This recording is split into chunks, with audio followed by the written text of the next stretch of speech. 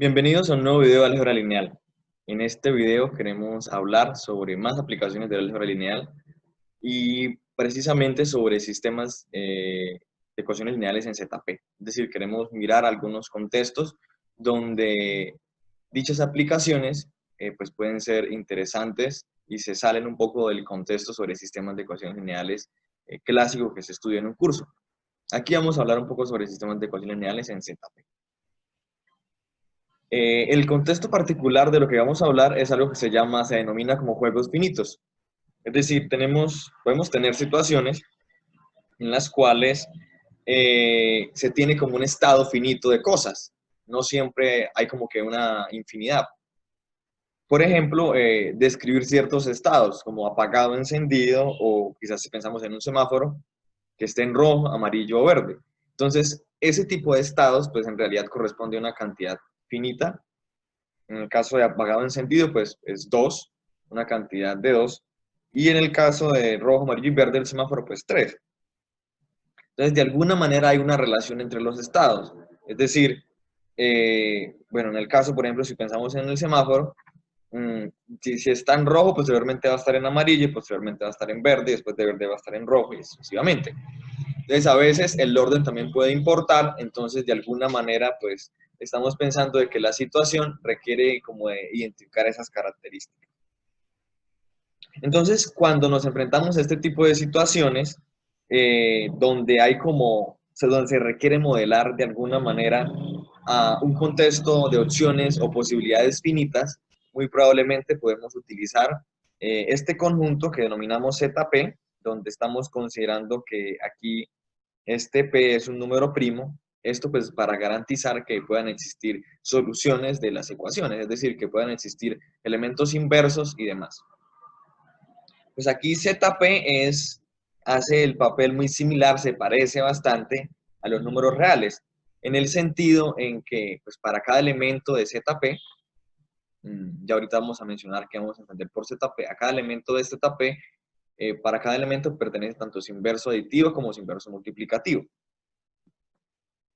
Recuerden que de alguna manera, es importante como que recordemos, que entendemos por ZP. Entonces, de ZP estamos hablando como de un conjunto de dígitos, términos bien sencillos, de tal manera que la descripción de esos dígitos o de esos números empieza desde 0, 1, 2 hasta P-1. Y matemáticamente, pues, como se define eso, eso corresponde a los residuos que deja cualquier número a ser dividido por P, cualquier número pues, entero. Tomo un número entero y lo divido en P, los posibles residuos que pueden resultar son 0, 1, 2 hasta P-1. Entonces, particularmente, cuando P es primo, si P es primo, cuando P es primo, pues eso se comporta de forma similar que R, lo que mencionaba, ¿no? Vamos a abordar entonces una situación donde podemos analizar o mirar cómo podríamos utilizar este contexto o cómo podríamos utilizar sistemas de ecuaciones lineales en ZP. Aquí para este video pues se requiere que usted conozca un poco sobre lo que tiene que ver con sistemas de ecuaciones lineales, conozca pues cómo funciona o cómo se pueden hacer algunas operaciones elementales entre sistemas de ecuaciones lineales en ZP y pues de alguna manera más o menos como la relación o cómo encontrar, cómo identificar inversos tanto aditivos como multiplicativos de un elemento en ZP. Sin embargo, igual esta situación, aunque pues, puede demandar eso, si usted todavía no domina eso, puede de alguna manera darle una idea de la utilidad o de la importancia de utilizar este tipo de contextos, este tipo de conjuntos finitos para modelar ciertas situaciones. Vamos a pensar que tenemos 5 bombillas en fila y que están controladas por un interruptor en la parte inferior. De tal manera que pues estas van a cambiar el estado. Digamos, cada interruptor al ser oprimido va a cambiar el estado de ciertas bombillas. Cambia el estado pues, de encendido a apagado, de apagado a encendido. Particularmente cada interruptor va a cambiar el estado de la bombilla que está en la parte superior y las laterales, es decir, izquierda o derecha. Entonces vamos a pensar que si oprimo acá, digamos, si oprimo el interruptor A, vamos a oprimirlo. Entonces, por el criterio que nos están dando, nos dice que se va a encender la bombilla que está en la parte superior y en los laterales. Entonces se debe encender A. A se debe encender. B también se debe encender porque es un lateral. Este es el lateral derecho de A. Sin embargo, como no hay lateral izquierdo para A, pues no se van a encender más. O sea, eso es lo que va a pasar, ¿no? Eso es lo que pasaría si oprimimos el botón A, por ejemplo. Entonces, bueno, vamos a pensar que ahora cambio de botón de interruptor y que no pincho el interruptor A, sino por ejemplo el interruptor D. Si oprimo el interruptor D, entonces debería encenderse, si está apagada, por supuesto, debería encenderse esta bombilla que corresponde al interruptor D, a la posición D, y la de las laterales. Entonces tenemos como un circuito ahí de bombillos donde mediante interruptores puedo ir controlando como su estado.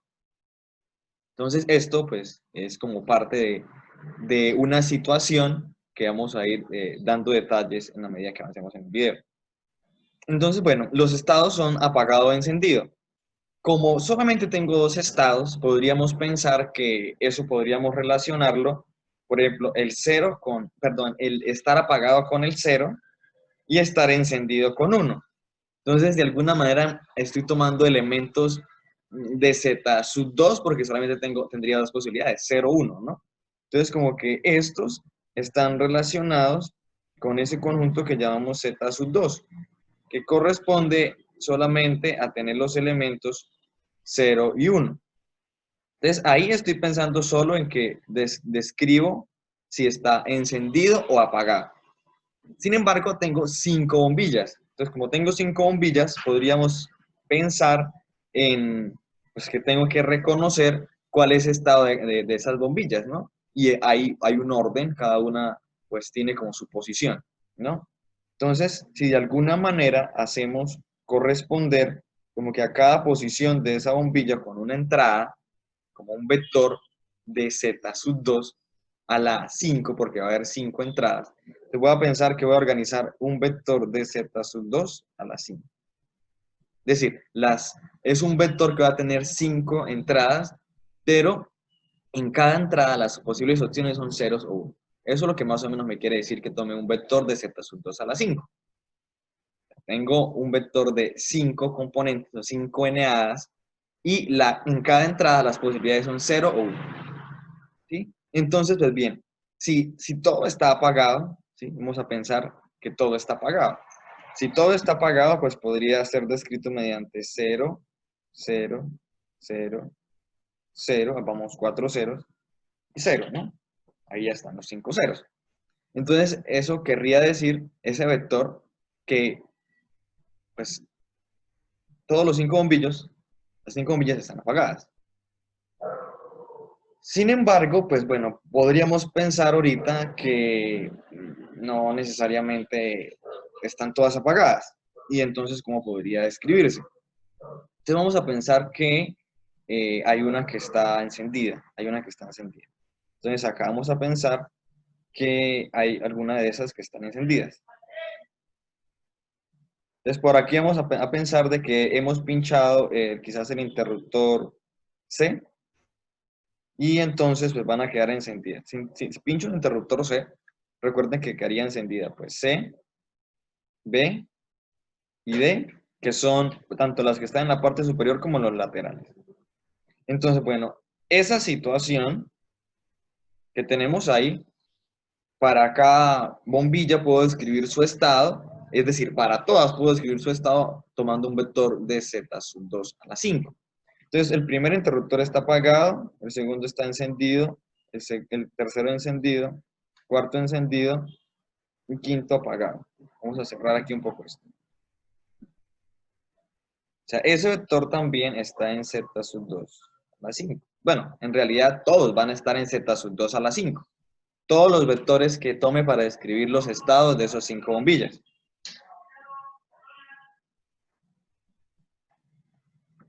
Bueno, otra pregunta que uno puede hacerse, o una pregunta que uno puede hacerse es, ya logro describir como el estado de todas las bombillas mediante un vector, pero ¿cómo puedo quizás describir o interpretar la acción de cada interruptor?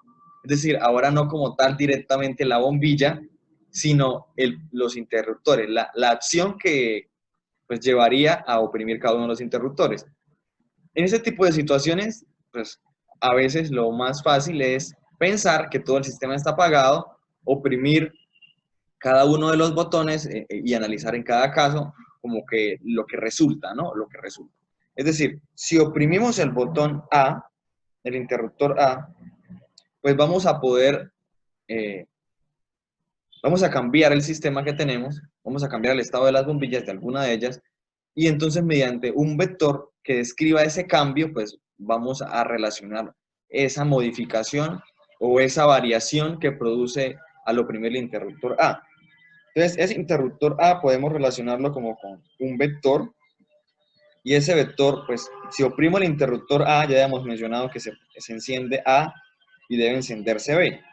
O sea que ese interruptor A, la acción que, pues, que realiza, se puede interpretar como que enciende el primer bombillo o cambia el estado de ese primer bombillo, y este también lo cambia, aquí pues hace 0, estos no los cambia.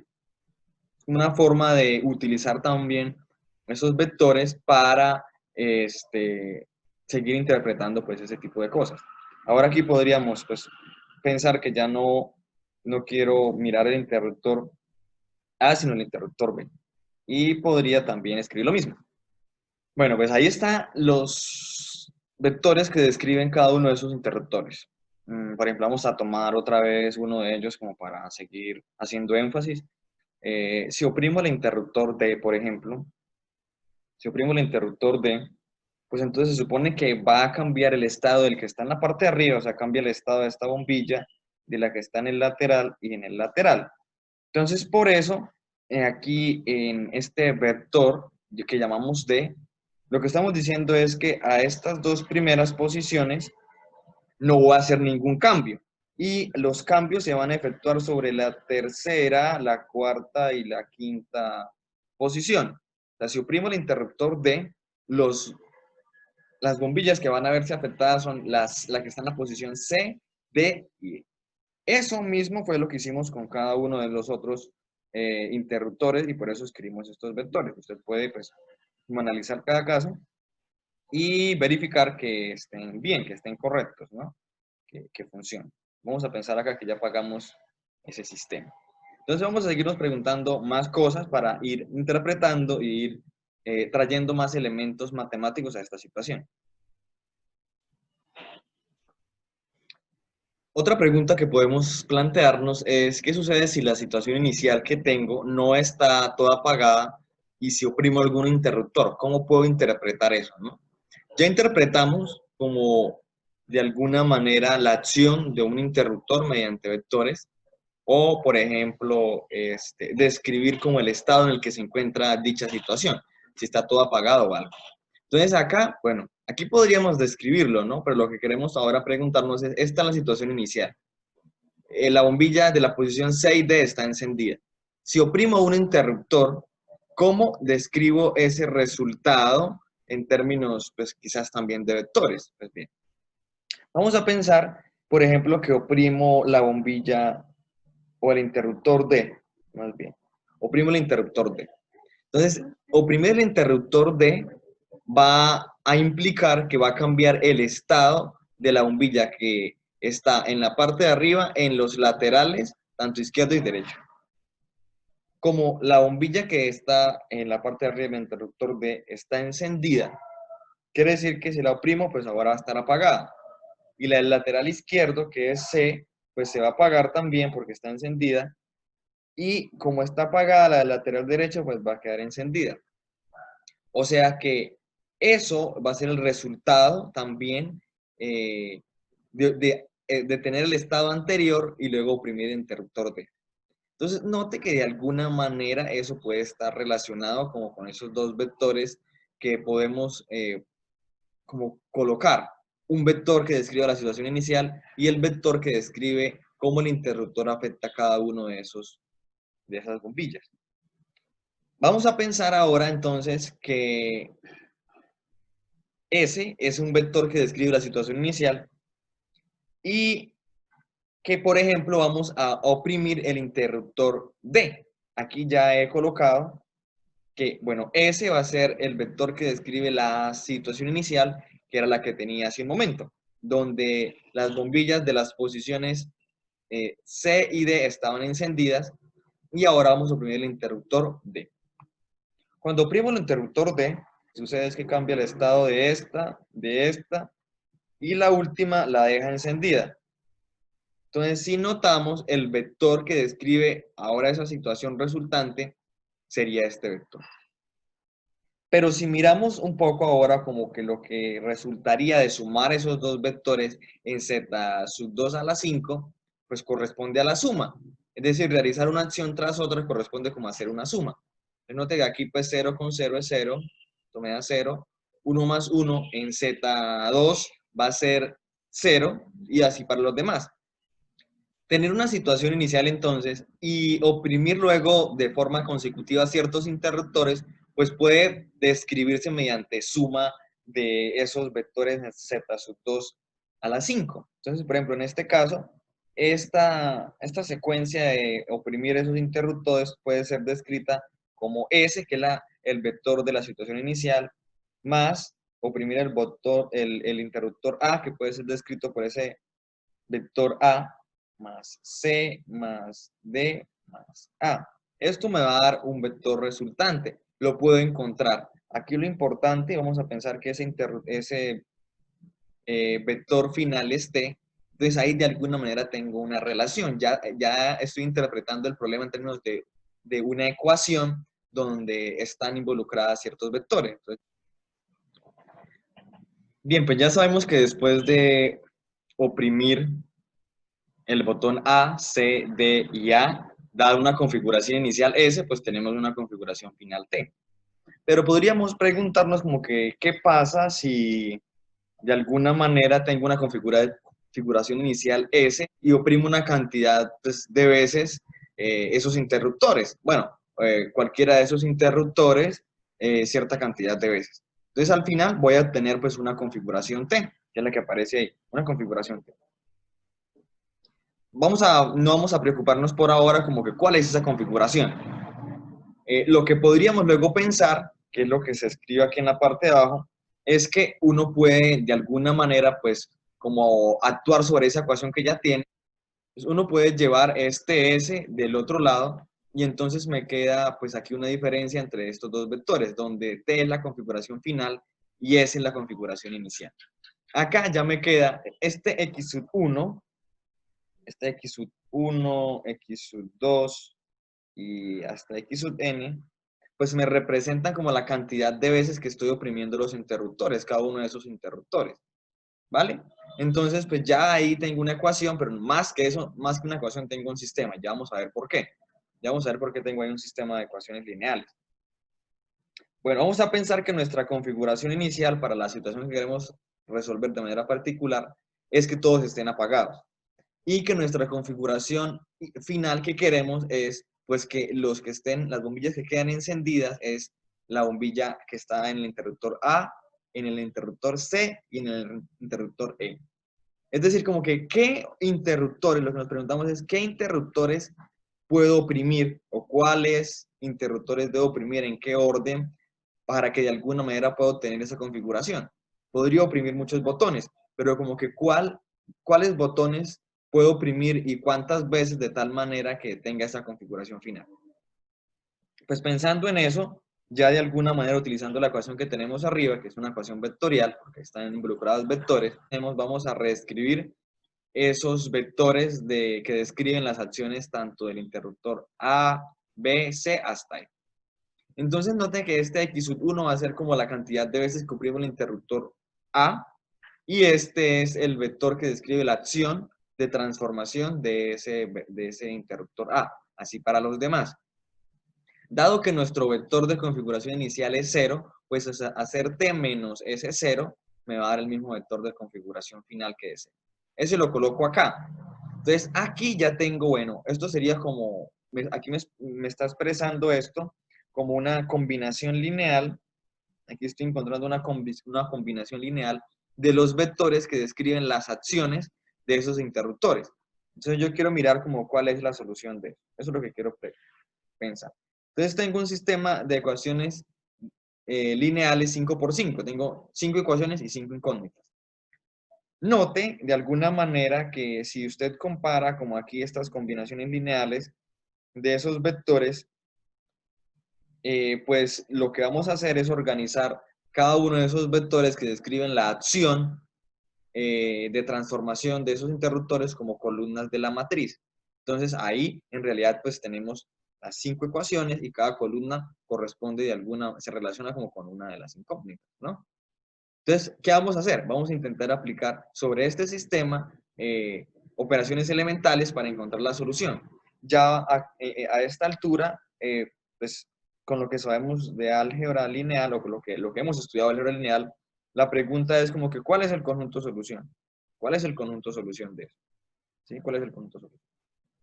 Pues bien, vamos a aplicar operaciones elementales sobre esa matriz con el propósito de escalonarla o de encontrar respuesta a lo que queremos. Entonces recuerden que aquí es importante como identificar qué es nuestra diagonal principal. Aquí voy a indicarla. Entonces una vez indicada como esa diagonal principal, lo que queremos es intentar realizar operaciones elementales para obtener sistemas equivalentes y transformar de alguna manera estos que voy a subrayar, que están debajo de la diagonal principal, pues volverlos cero. Entonces vamos a aplicar en realidad varias operaciones. Entonces, ¿qué operaciones podemos aplicar? Vamos a ver. Entonces, aquí, para la situación que tenemos, el primer renglón, pues tiene un 1 como posición pivote. Este 1, pues me va a servir para ir pivoteando los demás, ¿no? Entonces, por ejemplo, ¿qué operación podría aplicar? Voy a escribir aquí la primera y luego las dejo indicadas y ustedes pues, van realizando las demás. Por ejemplo, yo puedo transformar este renglón 2 de la siguiente manera. Voy a hacer operaciones acá pensadas en z sub 2. Es decir, yo quiero que ahí este sea un 0. Entonces, básicamente, si sumo estas dos, aquí casi que no es necesario pensar en la resta. Si sumo estos dos renglones, 1 más 1 me da 0, o sea que aquí el resultado sería 0. 1 más 1 en z2 es 0. Entonces, el renglón 2 más el renglón 1 me produce lo que quiero. Aquí me produce un 0. Entonces, pues, así va a ocurrir con los demás renglones para ir generando esos renglones o ir escalonando la matriz. Entonces, bueno, después de aplicar esa secuencia de operaciones elementales para volver estos unos como un 0, vamos a ver cómo puedo interpretar eso. Después de realizar esas operaciones elementales a la matriz que dejamos hace un momento, podemos llegar a esta matriz que está en forma escalonada reducida. Y pues ya tenemos aquí, podemos ver que así existe un renglón de ceros. Sin embargo, pues debemos verificar que en realidad eso nos quiere decir que tenemos una variable libre. Entonces podemos utilizar el teorema del rango. El teorema del rango nos permite, de alguna manera, tener garantía si existen variables libres. Entonces sabemos que el teorema del rango nos relaciona que el número de variables que tiene el sistema, en este caso es 5, menos el rango, que es el número de renglones diferentes de 0 en la forma escalonada, y ya tengo la forma escalonada reducida, esa diferencia me va a dar el número de variables libres. Entonces, hacer 5 menos 4 me da 1. Entonces, sí hay una variable libre. De cada una de esos renglones, pues puedo obtener ecuaciones. Entonces, aquí en la parte inferior coloqué las ecuaciones. Y entonces, pues eso me quiere decir, por ejemplo, que x sub 1 más x sub 5 es igual a 0, que x sub 2 más x sub 5 es igual a 1, que x sub 3 es igual a 1, y que la suma entre x sub 4 y x sub 5 es igual a 1. Vamos a tomar a x sub 5 como la variable libre, dado que el último renglón se hizo 0, y entonces no tengo una posición como para decidir sobre x sub 5. Aquí hay algo bien importante, muy, muy importante. Dado que estamos utilizando z sub 2 para tomar los escalares, las únicas posibilidades que puede tomar esa variable es que sea 0 o 1. Aquí en sistemas de ecuaciones lineales en ZP, que tenga una variable libre no quiere decir que tenga infinitas soluciones. Siempre van a haber soluciones finitas. Eso es importante recordarlo. Entonces, ¿cómo vamos a obtener esas soluciones? Bueno, aquí tener infinitas soluciones en relación con los reales acá, pues depende como de la cantidad de escalares que tenga ZP. En este caso va a tener dos posibilidades, que es 0 y 1, ¿no? Entonces, si x sub 5 es 0, pues de alguna manera sería como el último elemento que coloco acá. Si x sub 5 es 0, pues puedo ir averiguando en cada una de estas ecuaciones como que cuánto vale cada una de estas otras variables. X sub 1 va a ser entonces 0, x sub 1 más 0 igual a 0, o sea que x sub 1 va a ser 0. Ahora, si x sub 5 vale 0, entonces x sub 2 sería igual a 1, porque aquí me daría 0, entonces x sub 2 más 0, pues igual a 1. Entonces, x sub 2 sería 1. Y ya sabemos que x sub 3 pues es igual a 1 porque no va a ir cambiando. Y acá si si x sub 5 es igual a 0, pues x sub 4 sería 1. Bueno, vamos aquí a acercar esta coordenada. O sea que esta sería una solución. ¿Cuál sería la otra solución? Bueno, la otra solución sería considerar ahora que x sub 5 sea igual a 1. Es como que, ¿qué configuración de solución tenemos? Bueno, ya sabemos que si aquí x sub 5 es igual a 1, entonces tengo que mirar como que qué numerito al ser sumado con 1 me da 0. Pues sabemos que aquí x sub 1 sería 1. Ahora igual aquí x sub 2, entonces sería ahora 0, porque aquí ya x sub 1 es 1. Sub 2 sería 0. X sub 3 va a ser 1, ya lo sabemos. Aquí sería similar a la primera situación que tenemos cuando es x sub 2, porque si ya x sub 1, x sub 5 es 1, entonces x sub 4 sería 0. Y el último, pues ya sabemos que x sub 5 es 1. Entonces, estas dos serían las soluciones para el sistema. ¿Qué me quiere decir eso? Que, por ejemplo, si yo quiero solamente dejar encendido las bombillas de la posición A, D y A, C y E, perdón, A, C y E, que era lo que habíamos dejado, las bombillas A, C y E. Noten que es la configuración que quiero, que me quede la bombilla encendida A, C y E. Si yo quiero tener esa configuración, pues bien, lo que puedo hacer básicamente es, por un lado, hacer esto, ¿no? Oprimir el interruptor B, luego el interruptor C y el interruptor D. O podría oprimir el interruptor A, el interruptor C y el interruptor E. Cuando hago eso, podemos verificar, ustedes pueden verificar haciendo el dibujito y analizando, que entonces en realidad me quedan las configuraciones que habíamos pedido, las configuraciones que se pedían, ¿sí? Entonces, bueno, espero que el video de alguna manera ayude a entender un poco cómo se puede abordar un problema con esto de juegos finitos y poder como extenderlo para otros contextos. Aquí la situación era bastante sencilla, entonces pues parece que era como muy simple utilizar álgebra lineal. Pero pues podemos tener muchos más interruptores o puedo tener una situación donde tenga muchas variables. Entonces, en la medida que pueda interpretar eso en términos de cosas de álgebra lineal, pues luego eso matemáticamente se vuelve pues más calculable, puedo utilizar quizás un programa o digamos que computacionalmente se vuelve más sencillo. Entonces, bueno, espero que el video les haya gustado, que estén pendientes de nuevo material que se suba y pues dejar comentarios o suscribirse y estar pendiente de lo que se pueda seguir comentando en este canal.